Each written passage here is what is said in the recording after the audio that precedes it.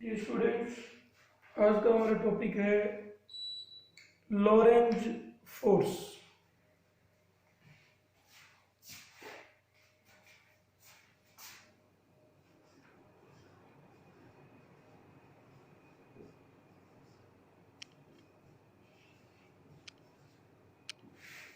Lorentz force ये हमारा topic है और इस चैप्टर में अब जो आगे जो चीज़ें हम लोग स्टडी करेंगे वो इसी टॉपिक पे ही बेस्ड रहेंगी। जो आगे हम लोग कुछ चीज़ें स्टडी करेंगे वो इसी पे बेस्ड रहेगी। अगर हम इस चैप्टर को कुछ पार्ट्स में डिवाइड करें तो ये भी एक तरह का एक सेकंड पार्ट हमारा स्टार्ट हो गया है। First part bio Savart's law पे था,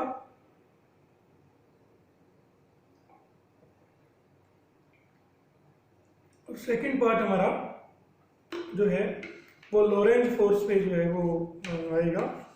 थर्ड पार्ट में फिर हम जो है कुछ इक्विपमेंट्स के बारे में स्टडी करेंगे, जैसे कि एमीटर, वोल्टमीटर, गैल्वेनोमीटर, इनके बारे में स्टडी करेंगे। और उसके जो अगला टॉपिक होगा उसके अंदर हम लोग जो है वो जो है स्टडी करेंगे एम्पियर लॉ के बारे में। इस तरह से चार अपने इसके पार्ट्स कर सकते हैं। फिलहाल हमने फर्स्ट पार्ट जो है वो लॉरेंज फोर्स, हम उसके बारे में स्टडी कर रहे हैं। तो लॉरेंज फोर्स से ही हमारे को मैग्नेटिक फील्ड की जो बी जो अपना होता है, जो बढ़ रही है मैग्नेटिक फील्ड, इसको एक्चुअल में मैग्नेटिक इंडक्शन भी कहते हैं। जो मैग्नेटिक फील्ड है इसको मैग्नेटिक इंडक्शन भी कहते हैं।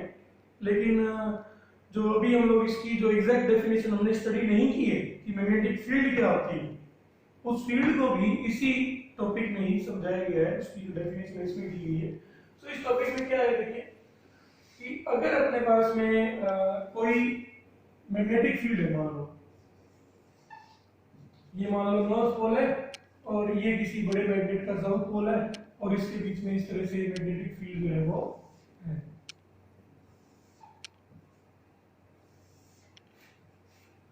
तो इस मैग्नेटिक फील्ड में अगर हम कोई चार्ज पार्टिकल लें, Q पॉजिटिव चार्ज पार्टिकल लें, और ये चार्ज पार्टिकल मान लीजिए इस तरह से मैग्नेटिक फील्ड के साथ में थीटा एंगल बनाते हुए, मैग्नेटिक फील्ड के साथ में थीटा एंगल बनाते हुए v वेलोसिटी से मूव कर रहा है।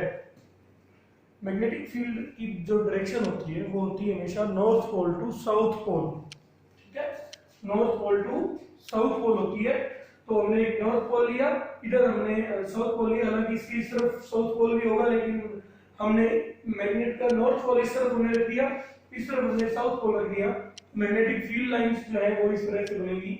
उसके अंदर हमने एक चार्ज पार्टिकल लिया Q, चार्ज पार्टिकल जैसे कि प्रोटॉन वगैरह लिया कोई Q।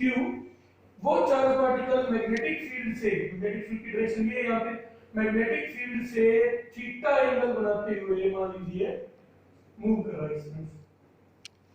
तो लॉरेंज ने ये बताया कि इसके ऊपर फोर्स एक्सर्ट होगी।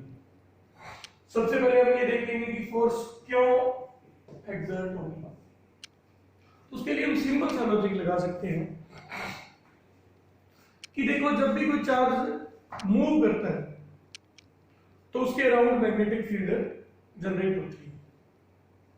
और हम लोग ये भी जानते हैं कि अगर एक हमारे पास में मैग्नेट है या कोई भी वायर है जिसकी मैग्नेटिक फील्ड है, उसके पास में अपनी दूसरी वायर रखें जिसकी मैग्नेटिक फील्ड हो, या कोई दूसरा मैग्नेट रखें, तो ये दोनों आपस में क्या करेंगे, एक दूसरे को अट्रैक्ट या रिपेल करेंगे। यानी मैग्नेटिक फील्ड पे क्या लगा सकती है, फोर्स लगाएगी। मैग्नेटिक फील्ड पे क्या लगाएगी, फोर्स लगाएगी। ठीक है, तो इस तरह से अपने अगर देखें यहाँ पे, तो ये जो अपना Q है ये किस तरफ मूव कर रहा है, इस तरफ। तो इसकी भी क्या होगी, एक मैग्नेटिक फील्ड होगी, और इसको हमने एक और एक्सटर्नल मैग्नेटिक फील्ड के अंदर रख दिया। पार्टिकल की भी मैग्नेटिक फील्ड होगी मूव करने के कारण, और उसको हमने किसी और मैग्नेटिक फील्ड में रख दिया। तो उनके बीच में क्या लगेगी, फोर्स लगेगी। अब उस फोर्स की वैल्यू कितनी होगी, तो लॉरेंज ने बताया कि उस फोर्स की वैल्यू होगी, this force will be directly proportional to magnitude of Q। कि हमारा चार्ज कितना है उसके ये फोर्स की वैल्यू क्या होगी, डायरेक्टली प्रोपोर्शनल होगी। This force will be directly proportional to magnitude of speed.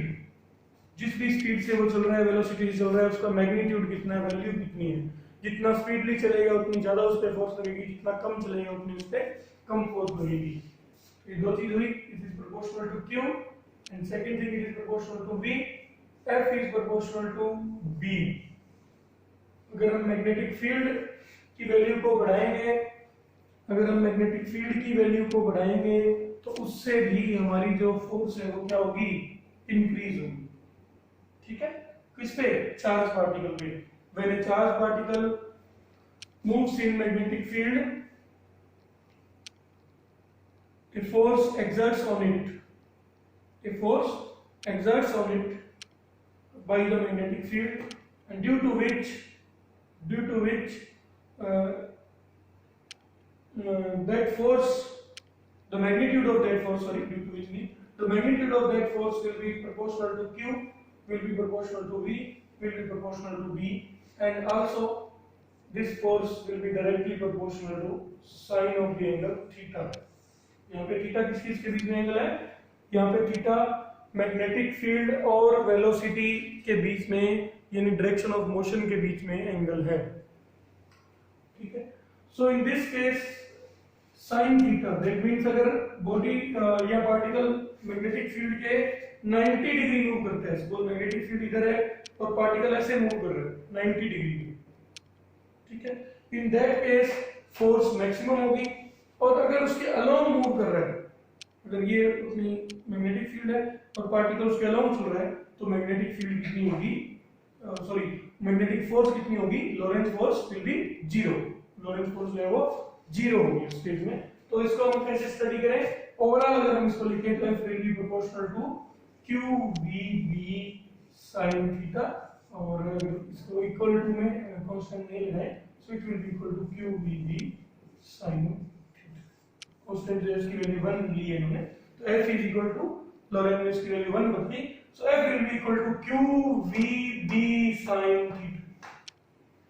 यानी Lorentz force is a force which acts on a particle which is moving in uniform magnetic field, or we can say in a magnetic field B, where theta is the angle between force and magnetic field.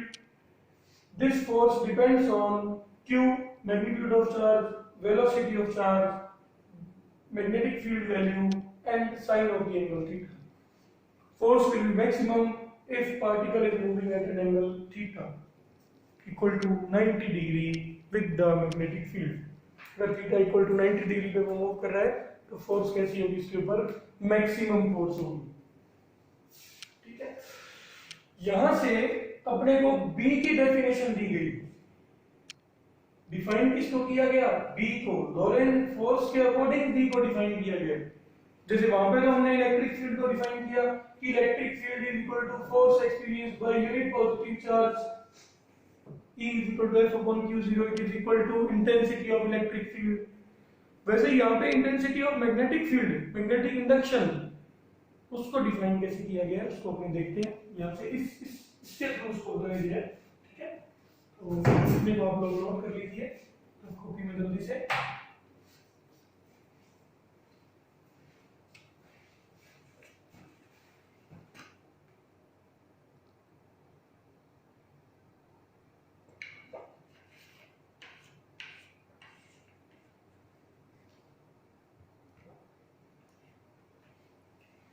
देखिए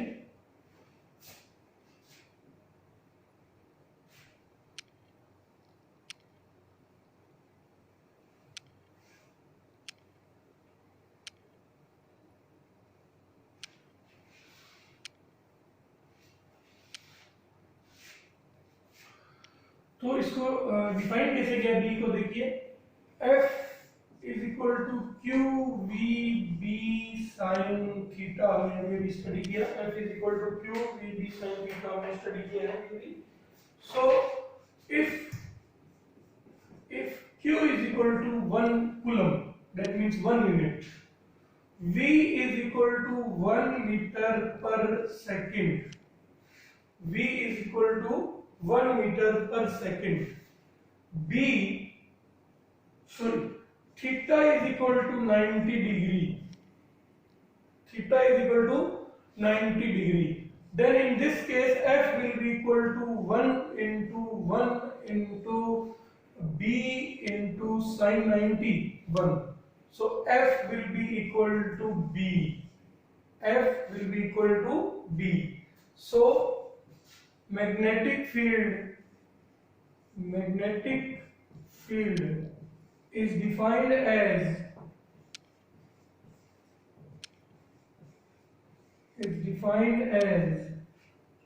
force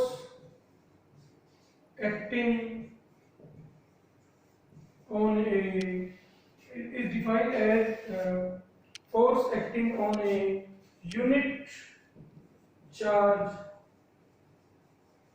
moving with unit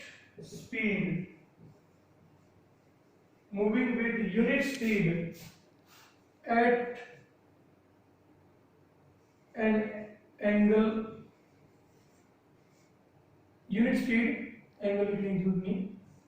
perpendicular to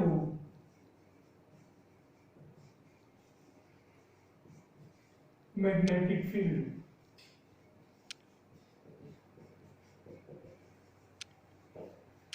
Perpendicular to magnetic field यानी अगर कोई charge particle जिसकी value हो 1 unit यानी 1 coulomb charge हो, वो unit speed से यानी 1 मीटर पर सेकंड की स्पीड से मैग्नेटिक फील्ड के 90 डिग्री पर मूव कर रहा है, तो उस पे लगने वाली फोर्स उस जगह पे मैग्नेटिक फील्ड की वैल्यू के इक्वल होगी। इस तरह से इसको डिफाइन किया गया है कि अगर कोई यूनिट चार्ज यूनिट स्पीड से मैग्नेटिक फील्ड के परपेंडिकुलर मूव करे तो जो फोर्स उसके ऊपर लगेगी वो उस जगह पे जितनी मैग्नेटिक फील्ड होगी उसके क्या होगी, इक्वल होगी। ठीक है, तो ये अपने पास में रिलेशन है। इसके ऊपर 1 मार्क्स क्वेश्चन कई बार आ जाते हैं कि जैसे मान लो अपने पास में प्रोटॉन है, अल्फा पार्टिकल है, इलेक्ट्रॉन है, सपोज। ठीक है, 3 चीजें मैं आपको नाम बता रहा हूँ। जैसे मान लीजिए प्रोटॉन है तो इसके ऊपर चार्ज होता है प्रोटॉन के इक्वल यानी E के इक्वल, और इलेक्ट्रॉन है जिसके ऊपर चार्ज होता है माइनस E के इक्वल, और हीलियम के न्यूक्लियस को बोलते हैं अल्फा पार्टिकल, जिसके ऊपर चार्ज होता है 2E के इक्वल। हीलियम के न्यूक्लियस को बोलते हैं अल्फा पार्टिकल, उसको कहते हैं अल्फा पार्टिकल, और इसके ऊपर जो चार्ज होता है वो होता है 2E यानी 1.6 into 10⁻⁻19 का 2 टाइम्स 2 प्रोटॉन के बराबर चार्ज होता है इसमें। तो अगर वो तीनों एक ही मान लीजिए वो स्पीड से मूव कर रहे हैं मैग्नेटिक फील्ड में, एक ही जैसी मैग्नेटिक फील्ड और एक ही स्पीड से मूव कर रहे हैं, तो किस पर ज्यादा फोर्स लगेगी?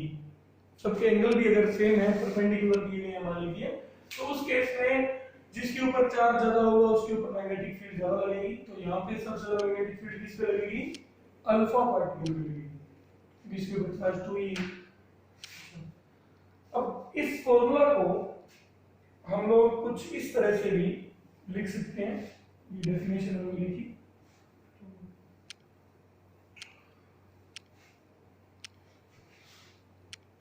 इस फॉर्मूला को हम कुछ इस तरह से भी लिख सकते हैं जो हमने जो लिखा था। तो फॉर्मूला था F is equal to QVB sin theta. तो इसमें कौन कौन वेक्टर क्वांटिटीज हो सकती हैं? V और B। So F will be equal to QV cross B। ये भी इसको लिख सकते हैं, V वेक्टर और B वेक्टर का क्रॉस प्रोडक्ट के रूप में भी इसको लिख सकते हैं। और ये बहुत इंपॉर्टेंट है हमारे लिए जब हमको स्टडी करना होगा कि इस फोर्स की डायरेक्शन क्या होगी, उसके लिए ये अपने लिए बहुत इंपॉर्टेंट रहेगा V क्रॉस B। देखिए कैसे, सबसे पहले आपको रिवाइज करा दूं। अगर दो वेक्टर अपने पास में हो, मान लीजिए ये वेक्टर है V और ये वेक्टर है B, हमको इसके V क्रॉस B वेक्टर की डायरेक्शन फाइंड करनी हो तो हम फर्स्ट वेक्टर से सेकंड वेक्टर की ओर चलेंगे और अपनी फिंगर को कर्ल कर लेंगे। फर्स्ट वेक्टर से सेकंड वेक्टर की ओर चलेंगे और अपनी फिंगर को कर्ल कर लेंगे, तो जिस डायरेक्शन में हमारा ये थंब पॉइंट करेगा वो डायरेक्शन होगी v क्रॉस b वेक्टर की डायरेक्शन। देखिए क्रॉस प्रोडक्ट होते हैं दो वेक्टर v और b, मान लो क्रॉस प्रोडक्ट में है तो इनका क्रॉस प्रोडक्ट भी एक अलग वेक्टर होता है, न्यू वेक्टर होता है। जैसे मान लो मैं ऐसे बताऊं कि a क्रॉस b अगर दो वेक्टर होंगे तो इसका क्रॉस प्रोडक्ट भी एक नया वेक्टर होगा c, जिसकी डायरेक्शन जो है वो a और b के प्लेन के परपेंडिकुलर होती है।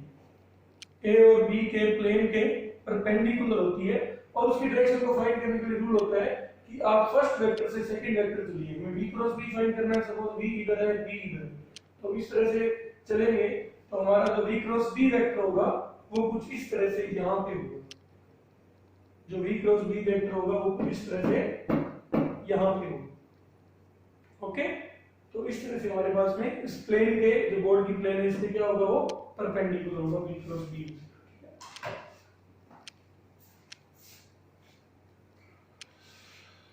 यहां से हमारे पास में अपने को यही ध्यान रखना है, सपोज जैसे ये अपने पास में अभी मैंने जो केस लिया उसके अंदर बी यू था, अभी जो मैंने केस लिया उसके अंदर बी इधर नॉर्थ पोल था, इधर हमारे पास में साउथ पोल। ठीक है, ये बी की वैल्यू थी और चार्ज इसके अंदर इधर मूव कर रहा था एट एन एंगल थीटा। ये क्या था अपना बी था और ये क्या था अपना वी था, इस तरह से होना चाहिए। ठीक है, तो इस केस में अपने जो डायरेक्शन इस चार्ज पार्टिकल जो ऐसे मूव कर रहा है, ये चार्ज पार्टिकल ऐसे मूव कर रहा है, तो इसके ऊपर फोर्स की डायरेक्शन कैसे निकालेंगे, हम चलेंगे v से b, ये अपना v ये अपना b, तो v से b चलेंगे तो ये कौन सी डायरेक्शन हुई, क्लॉकवाइज। उंगलियों कैसे मोड़ेंगे, ऐसे, यानी इस पार्टिकल पे फोर्स कैसे होगी, बोर्ड की प्लेन के परपेंडिकुलर इनवर्स, यानी ये है अपना B और ये है अपना V। ठीक है, ये जो ऊपर वाला मैंने ली है ये रोड, ये जो है अपना स्टिक, तो ये है B, ये क्या है अपना एंगल कौन सा है, मान लो V है, V इस तरह से मान लो इस तरह मूव कर रहा है, तो इसकी पार्टिकल के ऊपर फोर्स किधर लगेगी, इनवर्स। यही अपना अगला टॉपिक भी होगा, पार्टिकल पे फोर्स इस तरह से जब मूव करेगा, मान लो ये परपेंडिकुलर इस तरह मूव करेगा तो पार्टिकल पे फोर्स इस तरह से लगेगी परपेंडिकुलर, और परपेंडिकुलर फोर्स के कारण हमारा जो पार्टिकल है वो सर्कुलर मोशन करने लगेगा। यानी इस केस में जब फोर्स लगती है, जब चार्ज पार्टिकल मूव करता है तो उसके ऊपर फोर्स परपेंडिकुलर लगती है उसके मोशन की, और जब भी फोर्स मोशन के परपेंडिकुलर लगती है तो वो उसको सेंट्रीपिटल फोर्स देती है। तो मैं आपको भी रिवाइज कराऊंगा, लेकिन फिलहाल आप ये समझिए यहाँ पे जो अपना जो केस था उसकी डायरेक्शन के अंदर अपने को कैसे मिलेगी, फोर्स की डायरेक्शन कैसे मिलेगी, बोर्ड के अंदर की ओर मिलेगी। और अगर अपना चार्ज माइनस का हो, नेगेटिव हो, तो यही फॉर्मूला इस तरह से हो जाएगा, field equal to minus Q v cross b। यहाँ पे माइनस साइन आ जाएगा और वेक्टर क्वांटिटीज में माइनस साइन आया मतलब उसकी डायरेक्शन क्या होगी, अपोजिट होगी। कभी भी आपको मान लीजिए क्वेश्चन दिया गया हो कि आपको फाइंड करनी है, अपने जो इलेक्ट्रॉन के ऊपर फोर्स फाइंड करनी है, तो आप उसको प्रोटॉन मान के फोर्स निकाल लो, उसकी अपोजिट डायरेक्शन में इलेक्ट्रॉन की फोर्स लगेगी। जैसे इस चार्ज में हमने देखा कि चार्ज पॉजिटिव है मान लो, तब तो फोर्स लगेगी इनवर्स, ये भी हमने निकाला। तो अगर अपने को ये दिया हुआ है कि नेगेटिव चार्ज अगर माइनस की हो, इधर ही मूव कर रहा हो, तो क्या करना है, कुछ नहीं करना, पॉजिटिव चार्ज मानते हुए फोर्स निकालेंगे अंदर की ओर। नेगेटिव चार्ज के लिए इसके क्या हो जाएगी, वो अपोजिट डायरेक्शन में। ये नेगेटिव चार्ज में वही फोर्स कैसे हो जाएगी, पॉजिटिव चार्ज में वो इस केस में अंदर की ओर थी, नेगेटिव में वही क्या हो जाएगी, बाहर की ओर, क्योंकि यहाँ पे वेक्टर क्वांटिटीज में जो माइनस साइन लगता है इसका मीनिंग क्या होता है कि जो डायरेक्शन है वो इसके क्या होगी, अपोजिट होगी। यहाँ पे प्लस क्यू के लिए हमने डायरेक्शन जो निकाली है वो प्लस की निकाली है, तो इसके लिए क्या हो जाएगी, माइनस क्यू। ये अपने पास में दो केस जो है हमने प्लस चार्ज और माइनस चार्ज के निकाले। तो अगले टॉपिक में हम लोग जैसे स्टडी करेंगे उसके लिए कुछ रिवाइज आपको देखिए।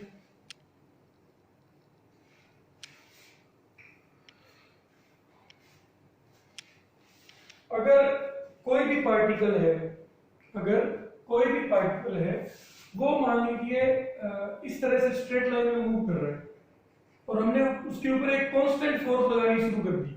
कांस्टेंट फोर्स मतलब जिसकी वैल्यू फिक्स है, परपेंडिकुलर। तो देखिए इसका पाथ मान लो पहले से जा रहा है, मैंने इसके ऊपर एक फोर्स लगाई इसके मोशन के परपेंडिकुलर, तो ये थोड़ा सा क्या हो जाएगा, मुड़ जाएगा।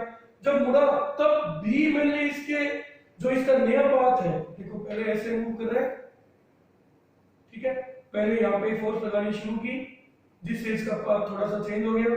जब ये मुड़ा तब मैंने फिर पाथ इसका जो है नए पाथ में मैंने उस पाथ के परपेंडिकुलर लगानी शुरू की, फिर यहाँ पे मैंने उसके परपेंडिकुलर लगानी शुरू की, फिर परपेंडिकुलर लगानी शुरू की।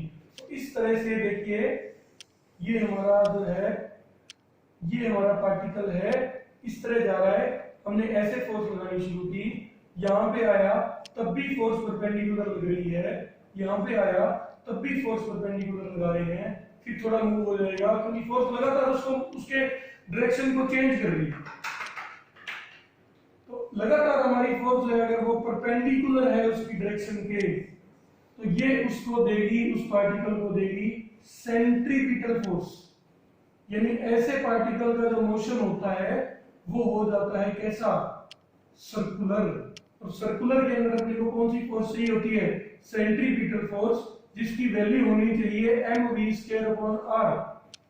इसका मीनिंग होता है कि सेंट्रीपिटल फोर्स जो रिक्वायर्ड होगी एक v स्पीड से चल रहे पार्टिकल को जिसका मास m है और r रेडियस है सर्कल की, उसको जो फोर्स रिक्वायर्ड होगी वो होगी इतनी। अगर वो इस सर्कल में घूमना चाहता है तो उसको, उसका मास है मान लो m, स्पीड है v, तो उसको अगर जिस स्पीड से भी घूमना है v स्पीड से, तो उसके ऊपर इतनी फोर्स f की वैल्यू लगती होनी चाहिए, तभी वो ऐसे गोल गोल घूम पाएगा। ठीक है, तभी वो ऐसे क्या कर पाएगा, गोल गोल घूम पाएगा, ये कंडीशन होती है। तो अगर परपेंडिकुलर फोर्स लग रही है उसकी, एक बार परपेंडिकुलर नहीं लगनी, जैसे मान लो ये पार्टिकल है, कोई भी पार्टिकल है, कोई बॉडी, उसके ऊपर एक बार मैंने परपेंडिकुलर लगा दी तो क्या होगा, ये इधर मुड़ जाएगा, बस ऊपर तो जा ही रहा था, जाता ही रहेगा, लेकिन एक बार हमने परपेंडिकुलर लगा दी थोड़ा सा ऐसे मुड़ेगा। ठीक है, पूरा नहीं मुड़ेगा, एकदम से पूरा नहीं मुड़ेगा क्योंकि इसकी इनिशियल वेलोसिटी उससे तो चलेगा ही चलेगा, थोड़ा ही क्या हो जाएगा अपने पास से डेविएट हो जाएगा अगर एक बार लगाएंगे। लेकिन अगर अपने कांस्टेंटली लगाते ही रहे इसके ऊपर, तो ये पार्टिकल क्या करेगा, सर्कुलर मोशन में रोटेट करते रहेगा। दो तरह की फोर्सेस होती हैं सर्कुलर मोशन में, टेंजेंशियल और सेंट्रीपिटल। सेंट्रीपिटल फोर्स हमेशा सेंटर के टुवर्ड्स होती है और वो हमेशा टेंजेंट के यानी कि वेलोसिटी के क्या होती है, परपेंडिकुलर होती है सेंट्रीपिटल फोर्स, जिसकी वैल्यू ये रिक्वायर्ड होती है। ये वैल्यू पता है, ये कंडीशन होती है ये कि m मास का पार्टिकल है जिसकी स्पीड है v, उसको r रेडियस से सर्कल में घूमना है, तो उसकी जो फोर्स होगी वो कितनी होगी, इतनी फोर्स उसको लगानी पड़ेगी, उसके ऊपर अपने को देनी पड़ेगी इतनी फोर्स। जैसे किसी चीज को अपने गोल गोल घुमाते हैं रस्सी से, तो उसमें रस्सी के अंदर जो टेंशन फोर्स है वो अपने को प्रोवाइड करवाता है, क्या प्रोवाइड करता है, टेंशन फोर्स अपने को प्रोवाइड करवाती है वहां पे सेंट्रीपिटल फोर्स। ठीक है, इसी तरह से यहाँ पे हमने आज टॉपिक पढ़ा है, इसके अंदर भी हम क्या करेंगे, नेक्स्ट टॉपिक में चार्ज पार्टिकल अपना होगा इस तरह से मूव करेगा, परपेंडिकुलर मूव करेगा, मैग्नेटिक फील्ड के परपेंडिकुलर चार्ज पार्टिकल मूव करेगा और लगातार उसके ऊपर मैग्नेटिक फील्ड के कारण से जो फोर्स लगेगी वो परपेंडिकुलर लगेगी, इसलिए वो अपना सर्कुलर पाथ लेगा। उसको हम लोग नेक्स्ट टॉपिक में क्या करेंगे, डिस्क्राइब करेंगे। तो ये अपना आज का टॉपिक था जिसके अंदर हमने स्टडी किया फोर्स के बारे में, लॉरेंट्ज फोर्स के बारे में, और वहां से हमको मैग्नेटिक फील्ड की डायरेक्शन भी मिली। Thank you so much.